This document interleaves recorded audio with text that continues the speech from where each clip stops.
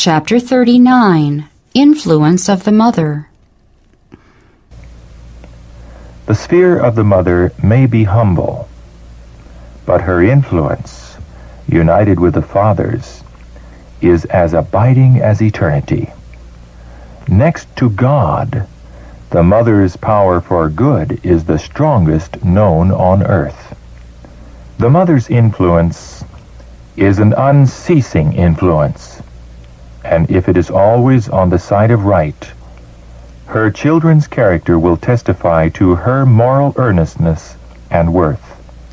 Her smile, her encouragement may be an inspiring force.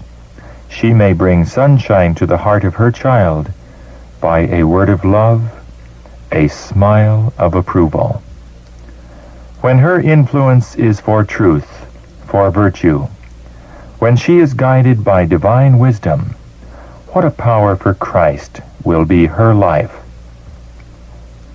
Her influence will reach on through time into eternity. What a thought is this, that the mother's looks and words and actions bear fruit in eternity, and the salvation or ruin of many will be the result of her influence. Little does the mother realize that her influence in the judicious training of her children reaches with such power throughout the vicissitudes of this life, stretching forward into the future immortal life. To fashion a character after the heavenly model requires much faithful, earnest, persevering labor, but it will pay, for God is a rewarder of all well-directed labor in securing the salvation of souls. The tenderest earthly tie is that between the mother and her child. The child is more readily impressed by the life and example of the mother than by that of the father, for a stronger and more tender bond of union unites them. The thoughts and feelings of the mother will have a powerful influence upon the legacy she gives her child.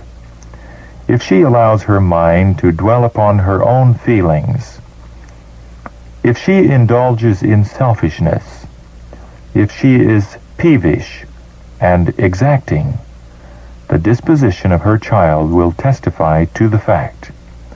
Thus many have received as a birthright almost unconquerable tendencies to evil. The enemy of souls understands this matter much better than do many parents. He will bring his temptations to bear upon the mother, knowing that if she does not resist him, he can, through her, affect her child. The mother's only hope is in God. She may flee to him for strength and grace, and she will not seek in vain.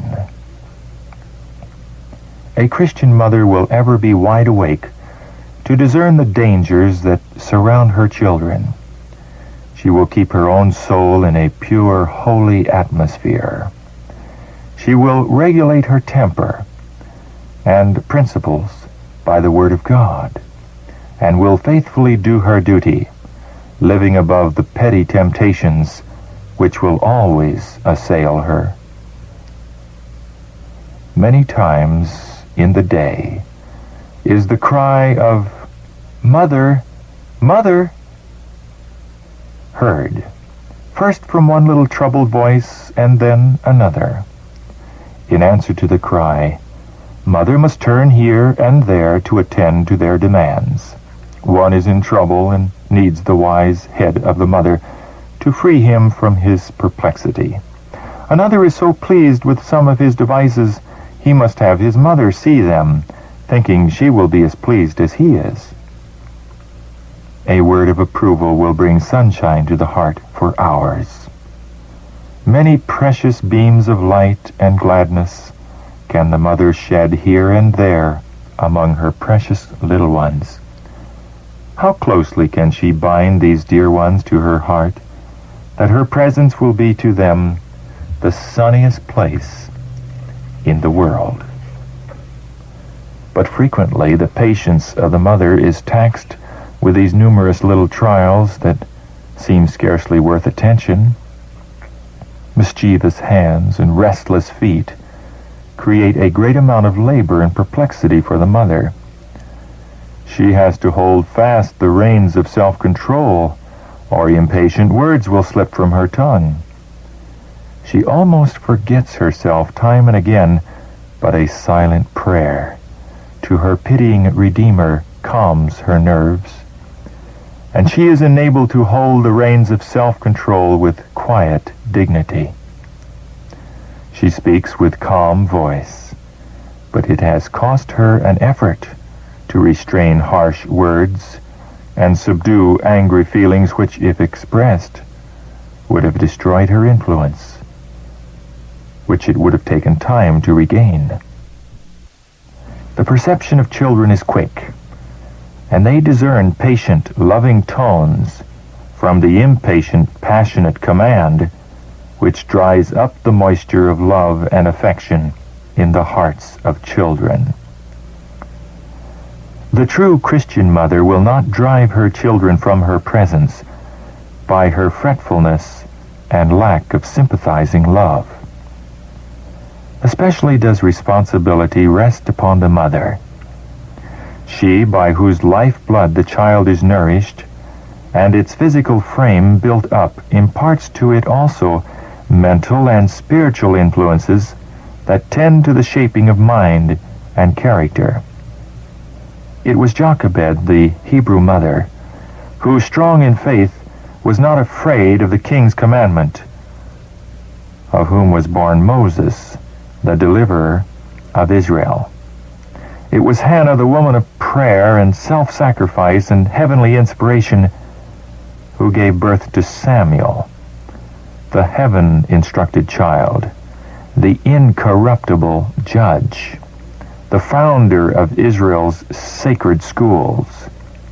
It was Elizabeth, the kinswoman and kindred spirit of Mary of Nazareth, who was the mother of the Savior's herald.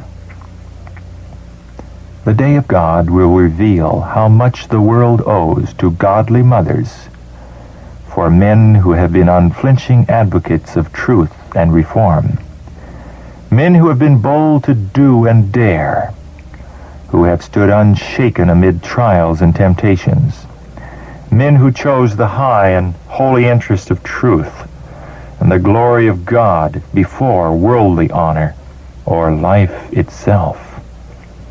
Mothers, awake to the fact that your influence and example are affecting the character and destiny of your children, and in view of your responsibility, develop a well-balanced mind and a pure character, reflecting only the true, the good, and the beautiful.